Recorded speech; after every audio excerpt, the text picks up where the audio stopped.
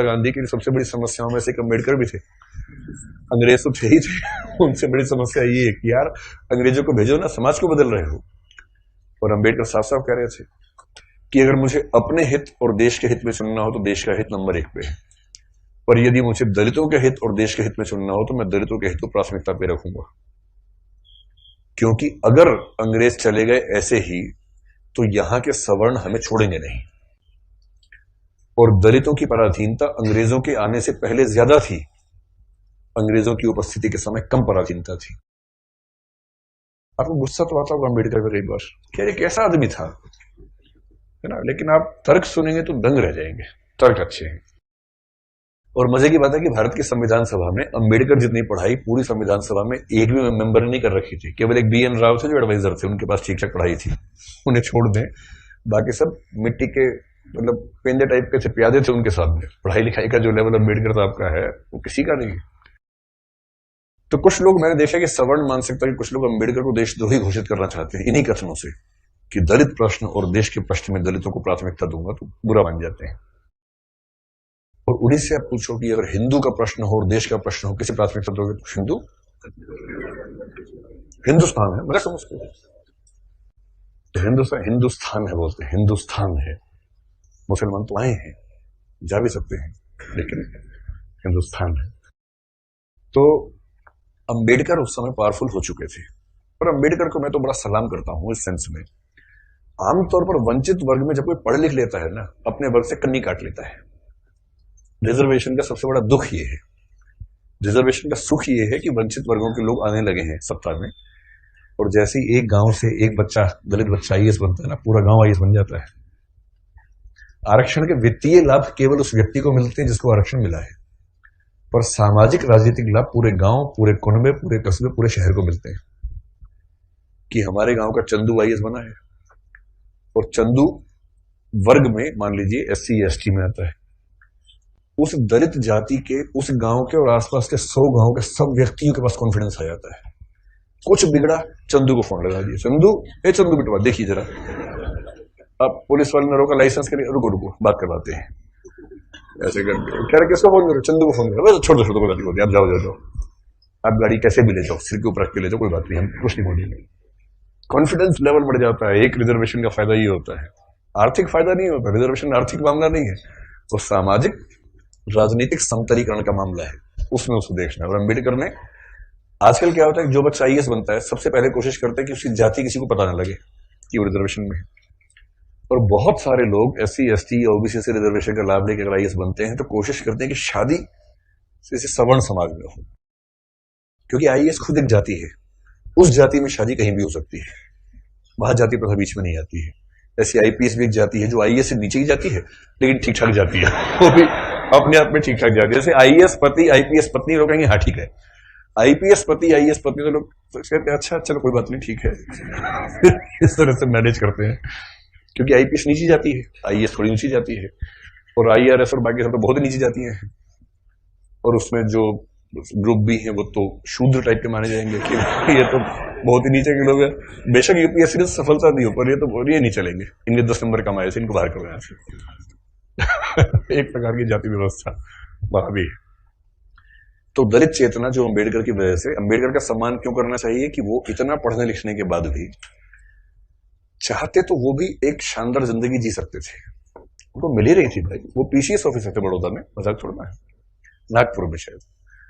और जब नागपुर में वो सिविल सेवक बनकर आए, फेलोशिप वहीं से मिली थी पढ़ने के लिए, जब वापस लौटे तो उनको PCS अधिकारी बनाया गया। तो उनको कहा कि आप यहां रहना शुरू कीजिए और काम संभाल लीजिए। अब ये अम्बेडकर के सामने सबसे बड़ी समस्या, अगर आप उनकी कभी आत्मकथा पढ़े, मैं कैसे बना, हिंदी अनुवाद उसका ये है, उसमें एक प्रसंग है कि नागपुर में रहना है उनको, क्योंकि वो ऑफिसर हैं, उनको अपने रहने के लिए कमरा चाहिए या घर चाहिए।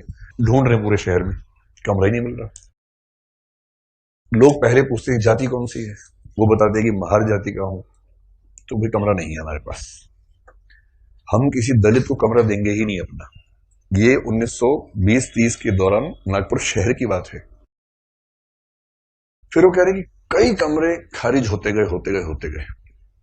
एक और घर में गए, एक कोई दूसरा ऑफिसर था, वो दिखा रहा था, दोस्त के रूप में हेल्प कर रहा था। तो वहां मालिक ने पूछा ही नहीं कौन सी जाति के हो, इन्होंने बताया भी नहीं, ढिंडोरा क्यों पिटेंगे। उससे पूछा नहीं, उन्होंने बताया नहीं, कमरा मिल गया, रहने लग गए।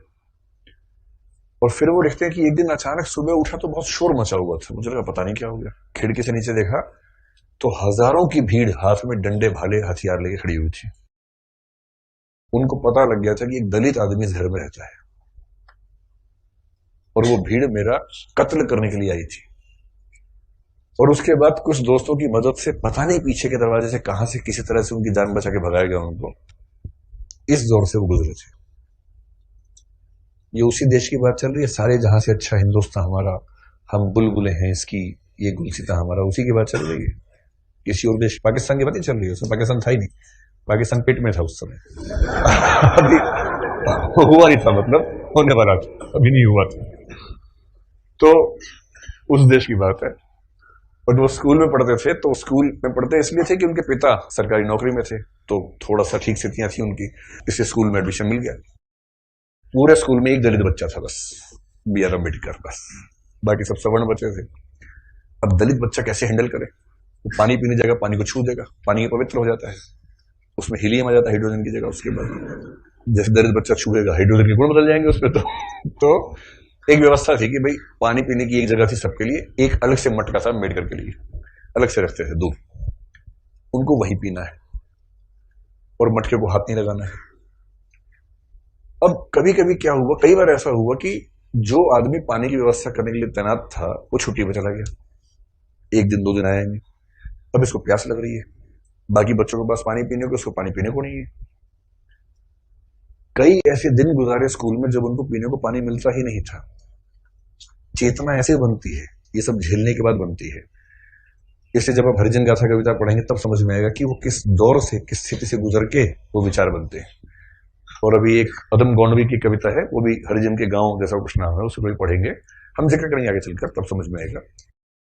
ये सब मैं इसलिए कह रहा हूं कि इतिहास के नेताओं को सीधे खारिज करना बहुत आसान होता है। जब आप उनकी स्थितियों को समझेंगे, उनके विचार कैसे बने समझेंगे, तब उनका महत्व समझ में आता है।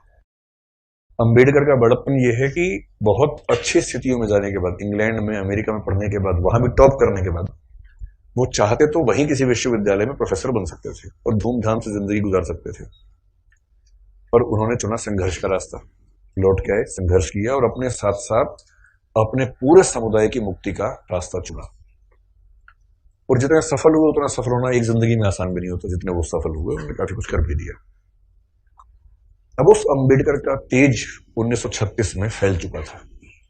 महात्मा गांधी बहुत दुखी हैं। महात्मा गांधी घोर वर्ण व्यवस्था के समर्थक आदमी थे, इतने पक्के रूढ़िवादी थे इस मामले में। मतलब महात्मा गांधी के प्रति मेरा सम्मान उतना ही जितना अंबेडकर के प्रति है, पर इस मामले में वो बहुत ही दकियानूसी किस्म के व्यक्ति थे। अपनी एक किताब हिंदू धर्म में लिखा है उन्होंने कि वर्ण व्यवस्था उतनी ही नैसर्गिक और प्राकृतिक व्यवस्था है जितना न्यूटन का गुरुत्वाकर्षण का नियम। ये महात्मा गांधी का वाक्य है, किसी और का वाक्य नहीं है। इसलिए उनके पेट में खलबली मची हुई थी कि अंबेडकर बीच में कैसे आ गया। अंत में अंबेडकर बोले, महात्मा जी हमने बहुत ट्राई कर लिया कि हिंदू धर्म में रहकर चीजें ठीक कर लें, हो नहीं पा रही, हम हिंदू धर्म छोड़ रहे हैं। अब महात्मा गांधी परेशान। उनके लिए भारत से ज्यादा महत्वपूर्ण हिंदू धर्म है महात्मा गांधी के लिए, गीता, वो सब, उनका तो वैष्णव परंपरा, वो सब विचार ज्यादा थे।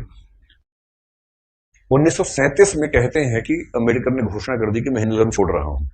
महाराष्ट्र में अनाउंस किया एक सभा में, और उस सभा में सीधे कहा कि देखो भाई लोगों, मैं हिंदू पैदा हुआ इस पर मेरा बस नहीं था, और मैं हिंदू के रूप में ना मरूं इस पर मेरा बस है, और मैं हिंदू के रूप में नहीं मरूंगा। उस समय खलबली मच गई कि वो हिंदू धर्म छोड़ रहे हैं, शायद सिख धर्म अपनाने की बात उस समय थी उनके दिमाग में। और महात्मा गांधी ने बहुत समझाया कि देखो अंबेडकर, नहीं ना, ऐसे नहीं करते। महात्मा जी का मार्ग एकदम अलग है। अंबेडकर कह रहे हैं कि अगर मैं इस घर में पैदा हो गया तो मैं क्यों जिंदगी भर सफाई का काम करूं।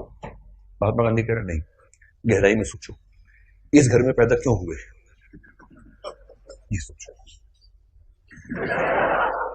ये उसका डिजाइन है, उसने जानबूझ के पैदा किया क्योंकि तुम्हारे अंदर सफाई के ही गुण हैं। अंबेडकर कह रहे तू दलित पढ़ेगा नहीं, नहीं पढ़ेगा, पढ़ो लिखो, एमए करो, पीएचडी करो, लेकिन उसके बाद काम वही करना है, सफाई का ही। ये थे राष्ट्रपिता जी। चाचा जी आजकल हैं। ये सेकंड राष्ट्रपिता बनने वाले मोदी जी, जिस मूड में चल रहे हैं अभी। हो सकता है जल्दी घोषणा हो कि भारत के 2 पिता हैं और छोटे पापा बड़े पापा, फिर हम ऐसे